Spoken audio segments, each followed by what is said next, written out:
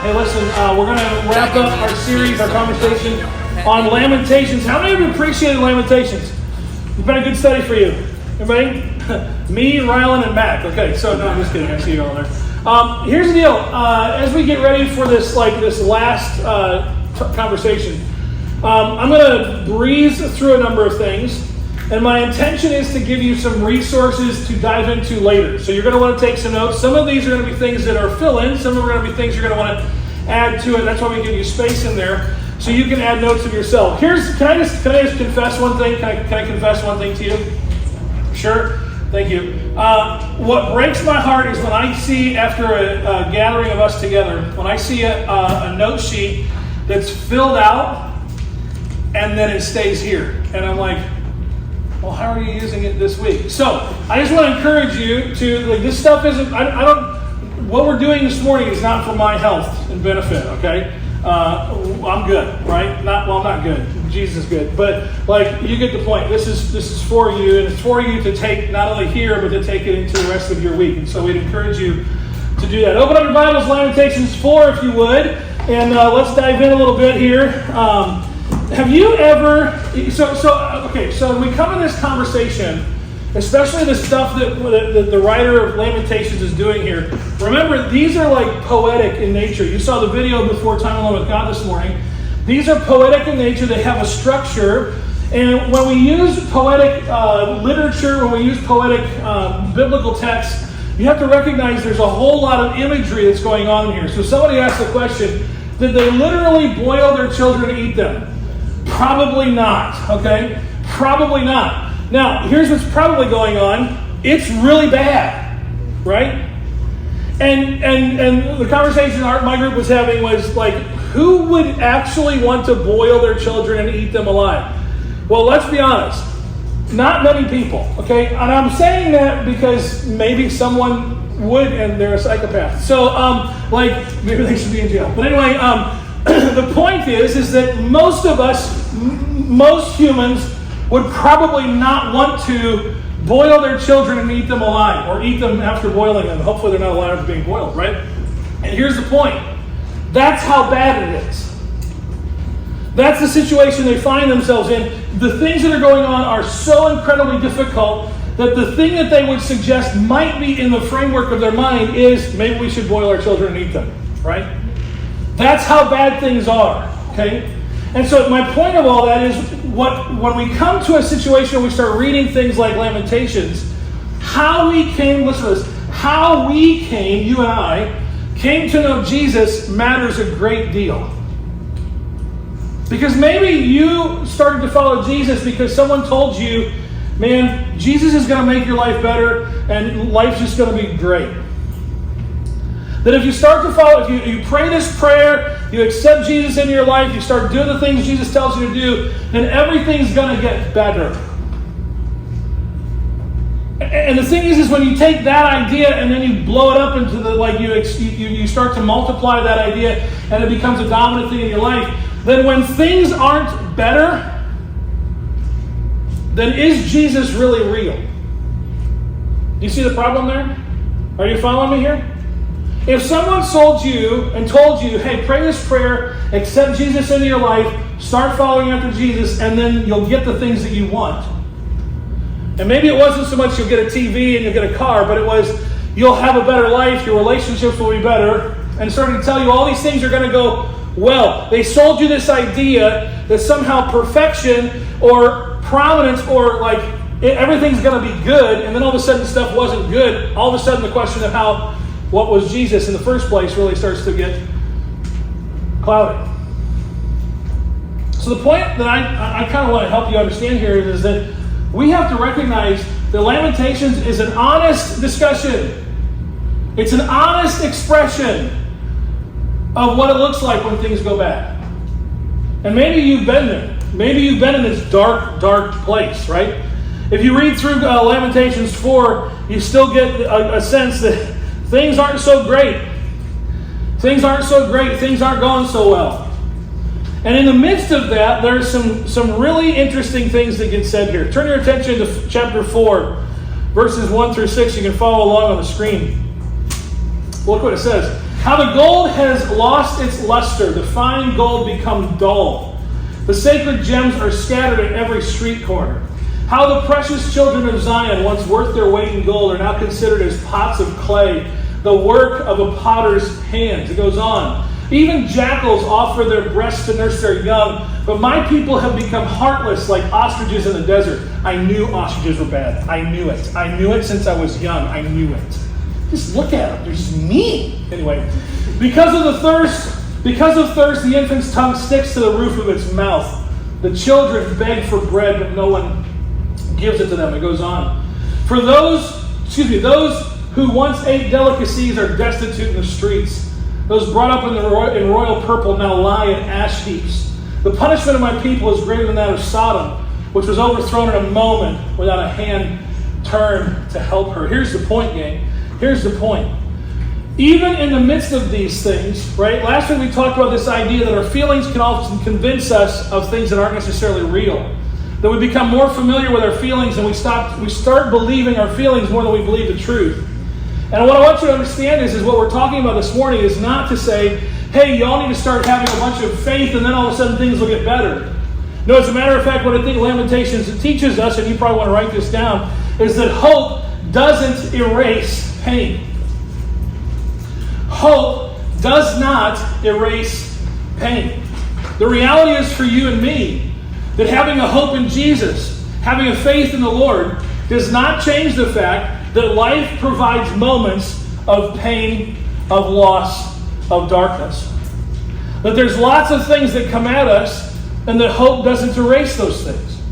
That there are things, middle school a couple weeks ago, you talked about the idea of markings, not makeup, and that there's things that have come at you, that have been applied to you, that you've taken on, that have become part of who you are. It's part of your story. It's part of the things that God is actually using in most ways. And it's not for us to cover those things up. It's to live into those things. High school, we talked about the idea of process, not perfection. That you and I have to walk through a process, that God is calling us to walk through a process that will include some painful moments, that will include some difficult things, all in the process of being made like Him. That you and I can't be perfect on our own, that we need Him. Hope doesn't erase pain. As a matter of fact, hope promises that in the midst of pain, you will know what's coming your way. Jump down there in Lamentations 5, you go all the way over to the very end of the book, and this is what it says in verse 19. So in the midst of confessing all this pain and this lament, now we get to this moment. Verse 19, you, Lord, reign forever. Your throne endures from generation to generation. Now, can we stop for a second? Where did this come from? We've got 5 chapters of lament with moments of like dustings. It's like salt on a steak. Here's this little thing of goodness, right? The steak's good. You get the point, right? Here's this little morsel. And all of a sudden we get this thing. We're going through all this lament. We're confessing all these things that are terrible and we don't know what to do. And all of a sudden, you, Lord, reign forever. Your throne endures from generation to generation.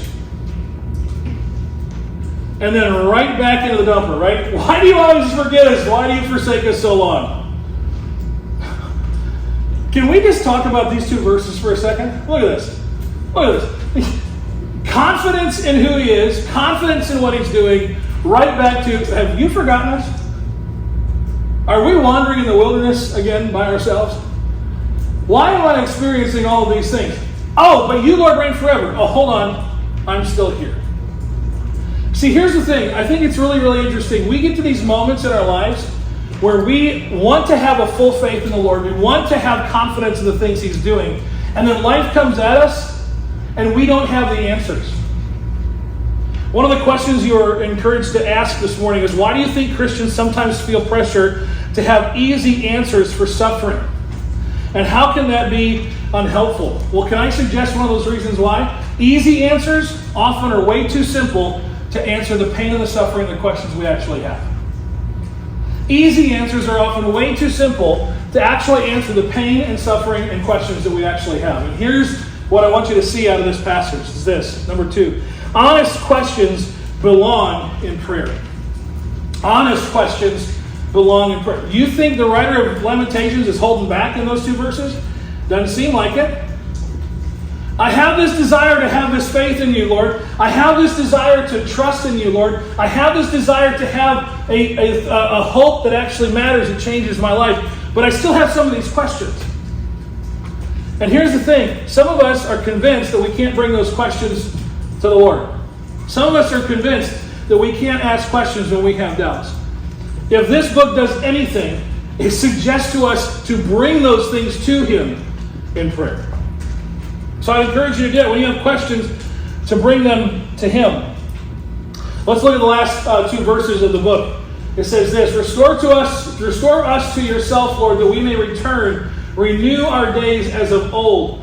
Unless you've utterly rejected us and are angry with us beyond measure. End of the book. Okay, if you're writing the book, is this how you're ending it? Probably not, huh? Anybody want something better to happen at the end of this book? Anybody get to the end of the book and you're kind of like, that's where they stopped? Like, did they just run out of ink? Did they just forget what they were going to say next? I did. I'm sitting here going, what is up with this? The writer at least is honest, right? Hey, come save us. It'd be great if you'd restore us. But how you're going to do it, I don't even know. Right? Some of you have dealt with some questions and some darkness for a long time. And you've asked the Lord a number of times to take it away. And it's still there. If Lamentations does anything to remind you of this, it's this. Restoration is requested, but it is not assumed. Restoration is requested, and I would encourage you to ask Him. Lord, there's this part of me that I know is broken. Lord, there's this thing that I know I need to take care of. Lord, there's this thing. But it's not assumed how it's going to work. If this passage does anything, it reveals to us that God's going to work how He's going to work. And it's our job to trust Him and live in the midst of that. This last verse down here, I want to highlight this last verse, this abrupt ending. Unless you have utterly rejected us and are angry with us beyond measure. Aren't we glad that the Bible didn't stop in the book of Lamentations? The word kept coming. There's more prophets after this. It's okay, right? This isn't how it stops, but there is a tension here, isn't there? When you get done to the end of this book and you go, is this it? Is this it? I have a hope in you, Jesus. Is this it? See, the Bible in multiple places doesn't stop at resolving tension. As a matter of fact, there's a couple different places. We'll show you a couple of them. I can't remember where they're at, so I need your help back there. Habakkuk 3:17 through 18. This is what the writer says. Though the fig tree should not blossom, nor fruit be on the vines, the produce of the olive fail, and the fields yield no food, the flock be cut off from the fold, and there be no herd in the stalls. This sounds pretty bad, doesn't it? This sounds like, oh man, I don't know how this is going to end. Yet I will rejoice in the Lord. I will take joy in the God of my salvation. The writer of Habakkuk says, hold on a second. All this stuff is bad, but guess what? In the midst of that, I'm still going to have some faith. Watch it. There's another example here in Job. I think we're going to go through Job here. Are we going through Job? Oh, we're going through Job. Never mind. Disregard what I'm about to say. Job is this guy. If you're reading through Job, there's like 33 chapters of Job having to deal with a whole bunch of pain and loss happening around him and a bunch of suggestions to him from not only his wife but his friends. Just curse God and die. Just give up. He's the one who's inflicting all this pain on you. And this is what Job says. Though he slay me, I will hope in him, yet I will argue my ways to his face. Though he allows these things to happen, though he hasn't saved me from the pain of these things, I will still rejoice in him. There's another passage here in Psalm 13, a couple different places. How long, O Lord, sounds like Lamentations, will you forget me forever? How long will you hide your face from me? How long must I take counsel in my soul and have sorrow in my heart all the day? But I have trusted in your steadfast love. My heart shall rejoice in your salvation. A New Testament identification here in 2 Corinthians. Paul's talking to Jesus. He's talking about this thing that's in him. He calls it a thorn in his side. And 3 times he says, I pleaded with the Lord about this, that it should leave me. But he said to me, Jesus said to him, my grace is sufficient for you. My power is made perfect in weakness. And look what he says. Therefore, what? What's the therefore? Therefore, because of this grace and this power, I will boast all the more gladly of my weaknesses, so that the power of Christ may rest upon me. For when I am weak, then I am strong. There's a passage in Hebrews where he talks about the same kind of idea. These all died in faith. These people who are listed in what we call the Hall of Faith, Hebrews 11, 1 through 12. These all died in faith, not having received the things promised, but having seen them and greeted them from afar, meaning trusting that they were going to take place at some point, and having acknowledged that they were strangers and exiles on earth, they continued to do these things in faith. Here's what I want you to recognize. Here's the last note that you want to write down. This is it. Faith can live in unresolved tension. Faith can live in unresolved tension. You might be going through life, and it doesn't seem to match up to the expectations you had when you entered into a relationship with Jesus. That doesn't mean that it's not worth it. That doesn't mean that He's not moving. That doesn't mean that your faith is worthless. Instead, what that means is we need to dive in. Now, I got one question for you this morning. This isn't in your notes. I got one question for you. If we can take all these things and study all through all this, what does a life of faith look like before life gets fixed? What does a life of faith look like before life gets fixed? Can I ask you this question? Look up here real quick. Don't look at the person next to you. Look right here. Some of you have been through some really hard things in your life. Some of you have had to deal with really dark questions. You've been to these moments where you thought you had things figured out, you thought things were going good, and then you get bumped, and things aren't going so good. And some of you have had darker spots than others. And some of you hit darker spots earlier in your life than you thought you ever would. And can I say to you right now, the book of Lamentations is, if nothing else, a confirmation that darkness doesn't stop the light. The book of Lamentations, if it does nothing else, reminds you that in the midst of the dark night, there can be a light that penetrates through that cloud. The question is, who do you trust? The darkness, which is probably more familiar to you, which probably feels stronger to you, which fuels your anxiety and fuels your distrust, or the one who promises to pierce through the darkness? The one who promises you that a life of faith is worth it. And that's the question I think you and I have to answer all the time. Some of us in this room have not hit major darkness in our life. And if we did, we forgot it because we have a personality that allows us to do that. Congratulations to you. But can I tell you this right now? You're going to go through life and there's going to be things that are going to look like speed bumps. They're going to feel like bombs in your life. And the question will be, what will you turn to?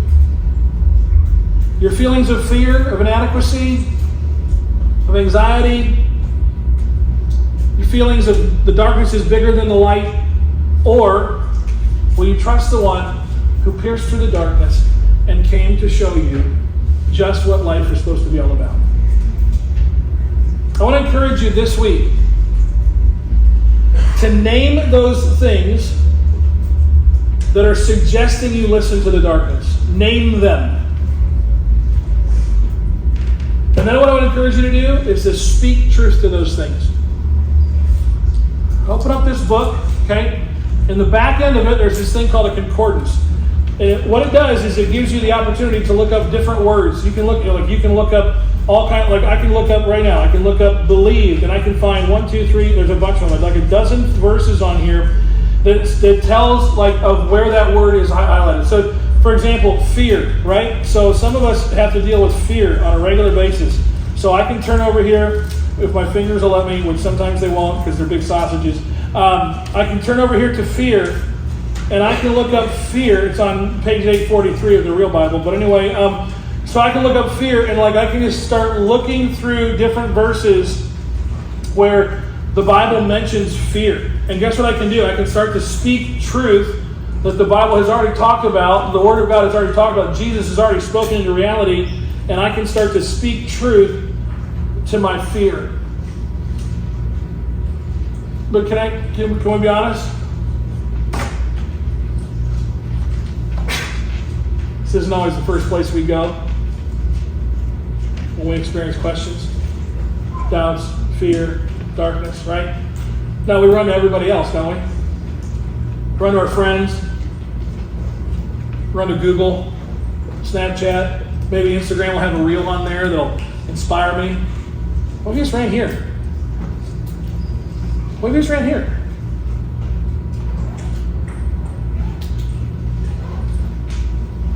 How did the person who was writing Lamentations know that the thing that they were experiencing felt more than Sodom? Because they knew the book. They knew what happened to Sodom and Gomorrah. They also knew what happened to the people of Israel when they came out of Exodus, when they came out of Egypt in the Exodus. Why? Because they knew the book. They didn't even have the book yet, gang. They didn't have the book. It wasn't printed until much, much later.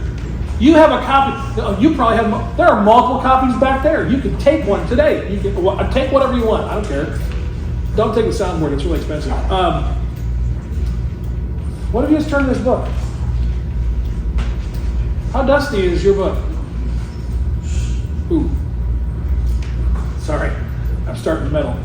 How dusty is your Bible? Hopefully it's not that dusty. Because you're opening it up on a regular basis. And you're running to this when you can't find the light. Because guess what? It's right there. Hey, this Wednesday we're diving back in, middle school and high school, back into our regular places, small groups, and everything's going to happen, and hopefully you can be there. Why? Because it's just a great night to connect together. And we want to see you there. And I got nothing more to say, so I'm going to pray, and we're going to get out of here. Okay? Happy Sunday, everybody. I'm going to pray for you.